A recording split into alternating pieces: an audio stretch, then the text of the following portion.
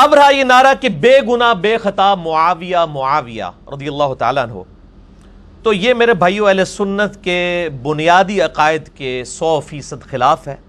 اہل سنت کے ہاں سوائے انبیاء کرام علیہم السلام کے ہم کسی کے لیے بھی معصومیت کا عقیدہ کلیم نہیں کرتے، چاہے وہ بڑے سے بڑا صحابی ہو، بڑے سے بڑا محدث ہو، بڑے سے بڑا فقیہ ہو۔ معصوم صرف انبیاء کرام علیہم السلام ہے۔ اور یہ کوئی ایسی بات نہیں ہے کہ جو میں کو راکٹ سائنس ہے جو آپ کو سمجھاؤں گا، یہ ساروں کو پتہ ہے۔ امام مالک بن انس رحمہ اللہ تعالی المتوفى 179 ہجری کا قول تواتر کے ساتھ اہل سنت کے ائمہ نے نقل کیا کہ وہ قبر رسول صلی اللہ علیہ وآلہ وسلم کی طرف اشارہ کر کے کہتے تھے، اس صاحب قبر صلی اللہ علیہ وآلہ وسلم کے علاوہ اس روئے عرض پہ کوئی شخص ایسا نہیں ہے کہ جس کی ہر بات مقبول ہو اور کوئی بات مردود نہ ہو سوائے نبی صلی اللہ علیہ وآلہ وسلم کے، اور ان کے علاوہ کوئی ایسا شخص نہیں اس روئے عرض پہ کہ جس سے اختلاف نہ ہو سکے سوائے آپ صلی اللہ علیہ وآلہ وسلم کے۔ تو یہ امام مالک کا قول ہے اور امت کا اجماعی عقیدہ ہے۔ تو اس کے تحت میرا پوائنٹ آف ویو یہ ہے کہ اصل نعرہ یہ ہونا چاہیے، بے گناہ بے خطا مصطفیٰ مصطفیٰ صلی اللہ علیہ وآلہ وسلم۔ فٹ ہے؟ اے ان نعرے لاؤ۔ اگر آپ کو اس نعرے سے بھی اختلاف ہے نا، اس کے نیچے بھی آپ یہ لکھ کے لگائیں، بجائے آپ یہ کرنے کے کہ بے شرم بے حیا ڈیش ڈیش ڈیش ڈیش، یہ لکھنے کی بجائے نا آپ علمی طریقے سے پازیٹیو جواب دیں۔ جہاں پہ انہوں نے لکھا ہو نا کہ بے گناہ بے خطا معاویہ معاویہ رضی اللہ تعالیٰ عنہ، آپ نیچے لکھ دیں بے گناہ بے خطا مصطفیٰ مصطفیٰ۔ تو میرے مصطفیٰ صلی اللہ علیہ وآلہ وسلم کا نام آئے گا تو پھر باقی ساری ہستیاں تو ویسے ہی ان کی کوئی حیثیت ہی نہیں رہ جائے گی اس مقابلے پہ۔ تو میں آپ کو پازیٹیو انداز میں، آج میں غامدی والے سٹائل میں بات کر رہا ہوں۔ غامدی صاحب کا اثر تو میرے اوپر آہستہ آہستہ آ رہا ہے نا اس حوالے سے، جو ان کی پازیٹیو چیزیں، تو آپ پازیٹیولی اس کو ایڈریس کریں۔ اب چونکہ گفتگو حضرت معاویہ رضی اللہ تعالیٰ عنہ کے حوالے سے ہے، اور چونکہ ان کے بارے میں بے گناہی لوگوں نے کلیم کی ہے، بے خطائی کلیم کی ہے، اور اس حد تک ان کو بڑھایا ہے کہ مولا علی کے مقابلے پر لے آئے۔ ویسے کہتے ہیں کہ جی کروڑوں معاویہ ہوں تو مولا علی کے برابر نہیں، خود احمد بریلوی صاحب نے بھی یہ بات لکھی ہے، لیکن انہی کے نام کے اوپر لوگ جو ہیں وہ اس طرح کی چیزیں پروپیگیٹ کر رہے ہیں کہ وہ انتہائی افسوسناک ہیں۔ بہرحال میں کسی بزرگ کے حوالے کی بجائے، میں تو آپ کو پتہ ہے احادیث کی کتابیں لے کے چلتا ہوں، یہ پڑھی ہوئی نہیں ہے، پڑھی ہوئی ہیں، اور میں دکھاتا بھی ہوں الحمدللہ۔ تو اس حوالے سے میں بخاری اور مسلم سے صرف 3 مثالیں پیش کروں گا۔ ویسے تو یہ ٹاپک آپ کو پتہ ہے میری ایکسپرٹیز ہے، اس ٹاپک کے اندر میں گھنٹوں فی البدی بول سکتا ہوں، اور اسی والے سے جو حسینی فکر والے علماء ہیں نا مجھ سے بڑی محبت کرتے ہیں، خصوصاً یعنی بریلوی مکتبہ فکر میں مفتی حنیف قریشی صاحب مجھ سے بڑی محبت فرماتے ہیں، اور میرے معاملات میں وہ بعض اوقات میں ان کے بارے میں کوئی بات بھی کروں تو کہتے ہیں یار علی کو چھوڑ دو، یار علی جو ہے نا وہ اہل بیت کا بڑا وکیل ہے۔ اس طرح دیوبند میں مولانا طارق جمید صاحب 2-3 دفعہ انہوں نے پیغام بھی بھجوایا، سلام بھی بھجوایا، وہ بھی بڑی محبت کرتے ہیں، اور انہی وجہ سے کیونکہ انہوں نے بھی جس طریقے سے اہل بیت کی محبت، میں تو اکثر ان کے بارے میں بولتا ہوں کہ وہ تو آل امیہ میں عمر بن عبدالعزیز ہے۔ اب یہ جملہ صرف علماء کے لیے، میں اس کو ایلیبریٹ نہیں کروں گا کہ اس کا مطلب کیا ہے، وہ پتہ چل جائے گا۔ تو اس طرح کے جو لوگ ہیں وہ بڑی محبت کرتے ہیں، اور ان کی بڑی تائید مجھے اس حوالے سے حاصل ہوتی ہے، اور یہ میں آپ کو اہل سنت کی بات کر رہا ہوں، یعنی میں شیعہ علماء کی بات نہیں کر رہا ہوں۔ 3 مثالیں میں بخاری مسلم سے پیش کروں گا، صرف بخاری مسلم سے، تاکہ صحیح ضعیف والا چکر ہی ختم ہو جائے۔ کہیں دماغ میں کسی نے وہ جو خود وہ نعرہ لگوانے والے بزرگ بھی فرماتے ہیں نا، کہیں شیطان آپ کو وسوسہ نہ دلائے، تو کہیں شیطان ان کے ماننے والوں کو وسوسہ نہ دلائے کہ یہ خود سے باتیں کر رہے ہیں۔ میں بخاری مسلم سے، جو میں نے نہیں لکھی ہیں، ہمارے اہل سنت کے ائمہ نے لکھی ہیں، ترجمے بریلوی علماء کے ہی دکھاؤں گا، ٹھیک ہوگا جی۔ 3 مثالیں، پہلی مثال صحیح مسلم سے ہوگی، اگلی 2 مثالیں صحیح بخاری سے ہوں گی۔ اٹھیں جی، صحیح مسلم شریف دکھائیں بریلویوں کا ترجمہ۔ یہ اس کا شبیر بردرز پاکستان میں سب سے بڑا بریلوی مکتبہ فکر کا ادارہ ہے، اربوں کے شیئرز ہیں ان کے، حدیث کی آلموسٹ تمام بڑی کتابوں کے انہوں نے ترجمے کر دی ہیں، اور اتنا بڑا کام تو اہل حدیث نے نہیں حدیث کے لیے کیا جو انہوں نے کیا ہے ترجمہ کرنے کے پوائنٹ آف ویو سے. یہ ان کا ترجمہ میرے سامنے ہے. صحیح مسلم میں انٹرنیشنل نمبر کے مطابق 4776 نمبر حدیث ہے, 4776. اسلام 360 میں بھی آپ کو یہی نمبر ملے گا 4776. اور جو یہ بریلویوں کا ترجمہ ہے اس میں ہے 4661. وہ نمبرنگ کا اختلاف ہو جاتا ہے, حدیثیں ساری موجود ہوتی ہیں.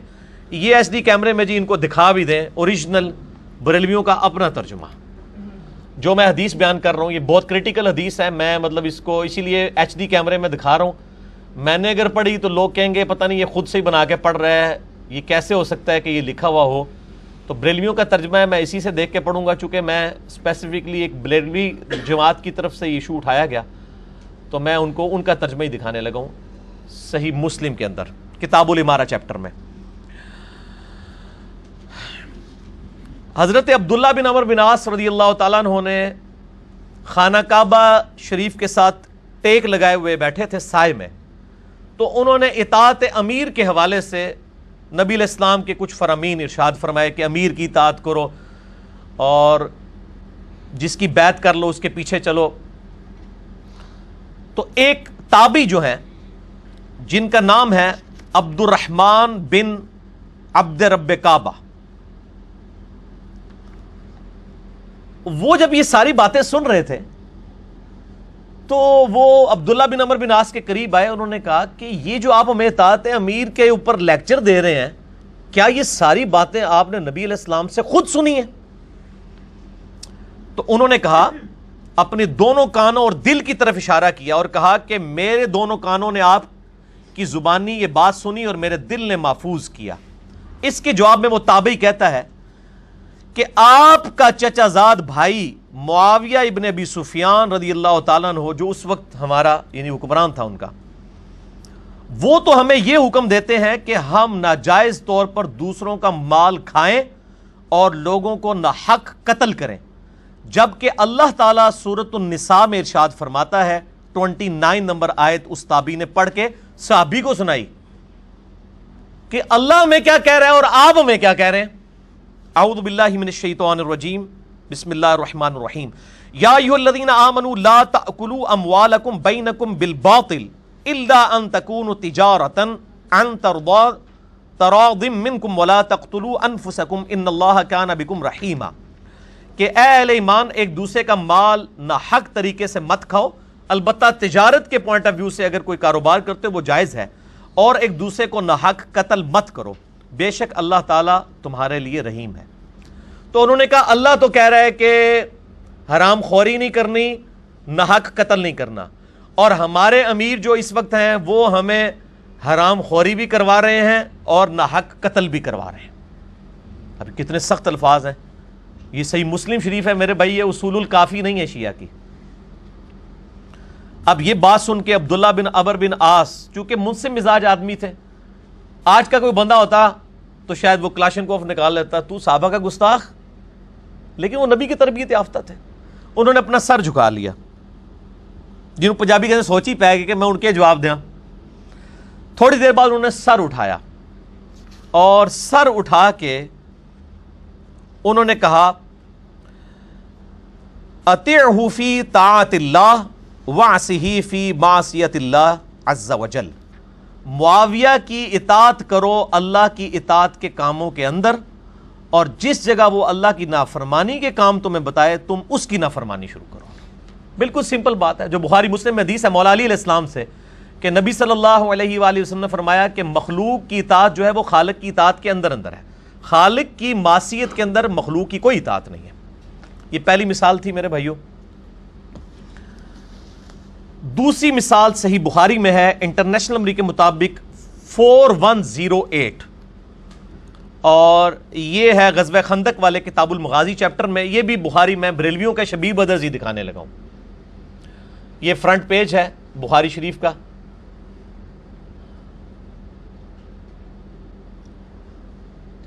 اور انٹرنیشنل نمبر ہے 4108 غزوہ خندق والے چیپٹر میں.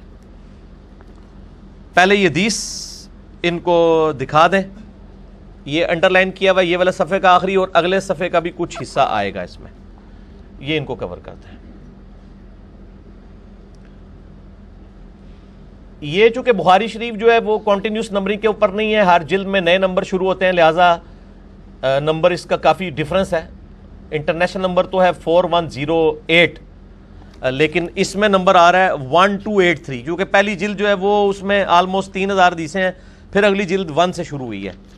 اس کے اگلے الفاظ بھی جو تھے نا وہ بھی میں نے انڈر لائن کیے ہیں، یہ بھی ان کو کیمرے میں دکھا لیں، یہ والا اس والے پیج کے اوپر۔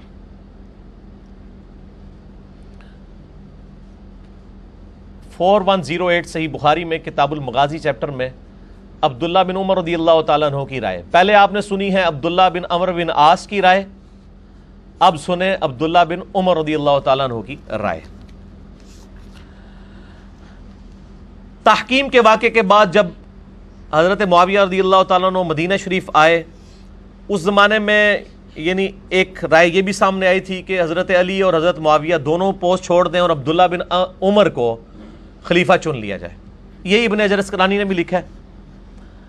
تو اب حضرت معاویہ رضی اللہ تعالیٰ عنہ کو یہ بات ایکسیپٹیبل نہیں تھی، وہ مدینہ شریف آئے، عبداللہ بن عمر وہاں پہ موجود تھے، ان کی بہن سیدہ حفصہ نے حضرت عمر کی جو بیٹی تھیں انہوں نے کہا کہ بھائی حضرت معاویہ آئے ہوئے ہیں تو تم بھی جا کے ان کے خطبے میں بیٹھو، تمہاری غیر موجودگی کو کہیں سازش شمار نہ کر لیا جائے۔ یہاں پہ بھی ہوتا ہے نا، کوئی خاص بندہ غائب ہو، کہتے ہیں یار کہیں اور کوئی پلان نہ کر رہا ہو، جبکہ عبداللہ بن عمر کا نام بھی آ چکا ہوا تھا خلیفہ کے لیے۔ تو عبداللہ بن عمر جو ہیں وہ گئے مجبوراً، اپنی بہن کے اور ماں بھی لگتی تھیں کیونکہ وہ امہات المومنین میں سے ہیں، تو وہ گئے تو حضرت معاویہ وہاں پہ خطبہ دے رہے تھے، تو انہوں نے خطبے کے دوران کہا کہ جو شخص اس امر خلافت میں کوئی کلام کرنا چاہتا ہے وہ اپنا سر اٹھائے، میں اس سے اور اس کے باپ سے زیادہ خلافت کا حقدار ہوں۔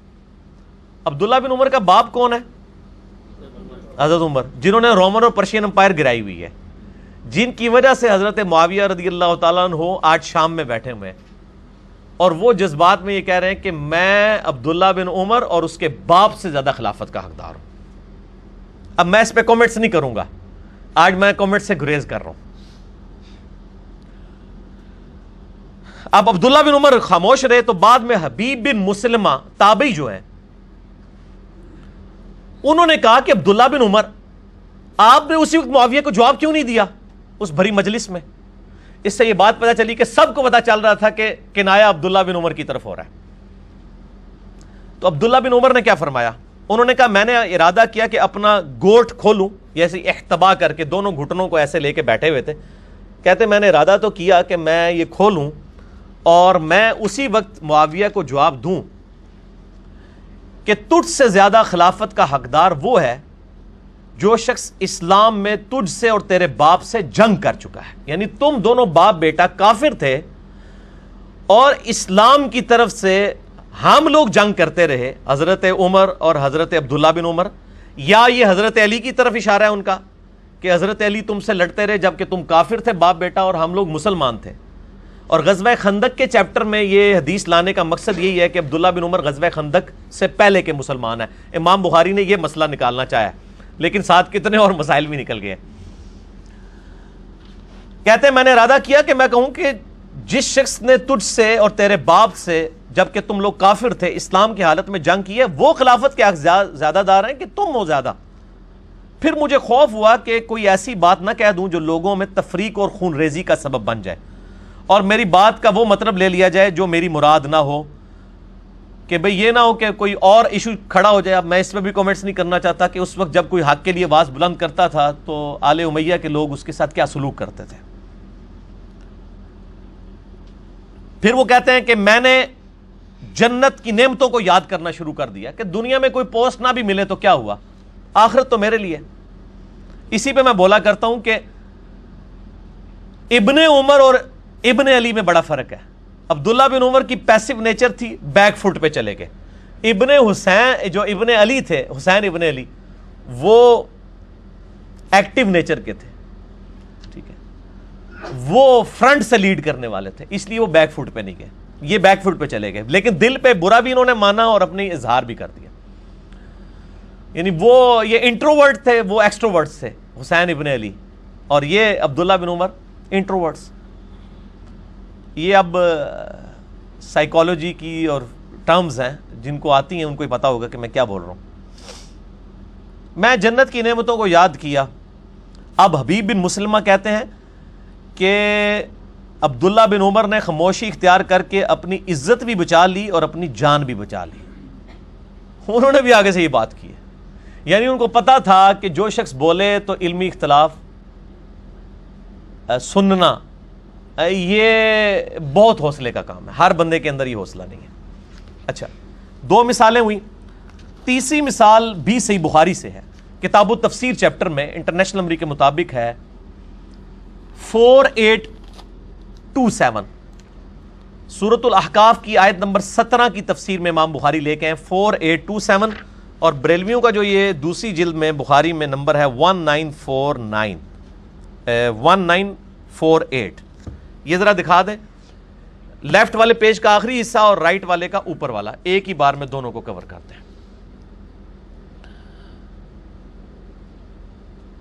یہ صحیح بخاری انٹرنیشنل نمبر کے مطابق 4827. اسلام 360 میں بھی آپ کو مل جائے گی انشاءاللہ. میرے ریسرچ پیپر میں یہ ساری حدیثیں موجود ہیں. کسی نے پریشان نہیں ہونا کہ یہ اتنی بڑی دریافتیں ہیں تو ہمیں بعد میں یاد نہ رہے. تو انہوں سارے انشاءاللہ جتنے بھی ادھر 70-80 کے قریب لوگ بیٹھے ہوئے ہیں ان کو ہارڈ کاپی اس کی مل جائے گی. ریسرچ پیپر کا میں تعارف بعد میں کرواتا ہوں. اور پوری دنیا میں سافٹ کاپی جاتی ہے، ہارڈ کاپی فری. اس حدیث میں آتا ہے کہ مروان بن حکم کو حضرت معاویہ رضی اللہ تعالیٰ عنہ نے جب حجاز کا مکہ مدینہ کا گورنر بنا کے بھیجا تو اس کی ڈیوٹی لگائی کہ وہ حضرت معاویہ کے بیٹے یزید کے لیے لوگوں کی بیعت لیں ان کی اپنی زندگی میں. یہاں پبلک کو جھوٹ بتایا گیا کہ نہیں وہ تو خود بخود ہی بن گیا تھا. تو مروان جو مکہ مدینہ کا گورنر تھا اس نے خطبہ دیا اور خطبے کے دوران اس نے یزید بن معاویہ کا ذکر کرنا شروع کیا تاکہ اس کے باپ کے بعد اس کی بیعت کی جائے. اب سامنے صحابہ بیٹھے ہوئے تھے. یہاں پہ بھی آپ کو پتا ہے نا حکمرانوں کے جو یعنی آگے لوگ ہوتے ہیں وہ کہتے ہیں جی وہ ہمارے لیڈر نے سوچا ہے کہ امت کے وسیع تر مفاد میں یہ کام کر دیا جائے. تو مروان نے بھی کہا کہ امیر المومنین معاویہ ابن ابی سفیان رضی اللہ تعالیٰ عنہ کو اللہ تعالیٰ نے یہ بات سجھائی ہے، وہ امت کے وسیع تر مفاد میں چاہتے ہیں کہ وہ اپنے بیٹے کو اپنے بعد نامزد کر دیں. اور ساتھ ایک جملہ بولا جو بخاری میں نہیں ہے لیکن باقی حدیث کی کتابوں میں ہے. وہ جملہ یہ بولا جیسا کہ ابو بکر نے بھی تو عمر کو بنایا تھا. اب عمر کوئی بیٹا تھا ابو بکر کا؟ ابو بکر کے تو بیٹے جوان تھے، محمد بن ابی بکر، عبد الرحمن بن ابی بکر. عمر کے بیٹے جوان تھے، انہوں نے اپنے بیٹوں کو نہیں بنایا. اب سامنے حضرت ابو بکر کا بیٹا بیٹھا ہوا تھا، سیدہ عائشہ کا بھائی عبد الرحمن بن ابی بکر. حضرت عبد الرحمن بن ابی بکر نے مروان کی جب یہ بات سنی تو کچھ کہا. امام بخاری نے وہ الفاظ نہیں نقل کیے کہ کیا کہا، لیکن گل کوئی چوبے والی کیتی ہے، ایسی کیتی ہے جیڑی وہ کہنے چوب گئی اگلے بندے نو. لیکن وہ بات باقی حدیث کی کتابوں میں آئی ہے اور انہوں نے ترجمہ کرنے والے نے بڑی انصاف کیا، اس نے بریکٹ میں لکھ دیا کہ وہ بات کیا تھی. یعنی اپنے لڑکوں کو جانشین کرنا تو کیسر و کسرا کی سنت ہے، نبی کا طریقہ نہیں ہے. یعنی یہ وہ رومن اور پرشین امپائر کے بادشاہوں کا طریقہ ہے کہ وہ اپنے بچوں کو اپنے بعد خلیفہ نامزد کرتے ہیں. نبی اور خلفاء کا یہ طریقہ نہیں جو تو کہہ رہا ہے کہ وہ امت کے وسیع تر مفاد میں کرنا چاہتے ہیں. سیدھی طرح کہو کہ تم لوگ کیسر و کسرا کی بدعت کو زندہ کرنا چاہتے ہو. اور یہ الفاظ جو ہے نا، یہ حدیث جو ہے صحیح بخاری کی 4827 تفسیر ابن کثیر میں موجود ہے، سورۃ الاحقاف کی آیت نمبر 17 میں 17 نمبر میں. فتح الباری میں ابن حجر اسقلانی نے یہ ساری باتیں نقل کی ہیں، جو سب سے بیسٹ شرح ہے صحیح بخاری کی. ابن حجر اسقلانی المتوفی 852 ہجری. المستدرک للحاکم میں موجود ہے، سنن نسائی الکبریٰ کے اندر موجود ہے. ساری کتابوں کے اندر یہ موجود ہے. 5B ریسرچ پیپر میں نے سارے کے طرق جمع کر دیے، سارے کے سارے وہ آپ پڑھ سکتے ہیں.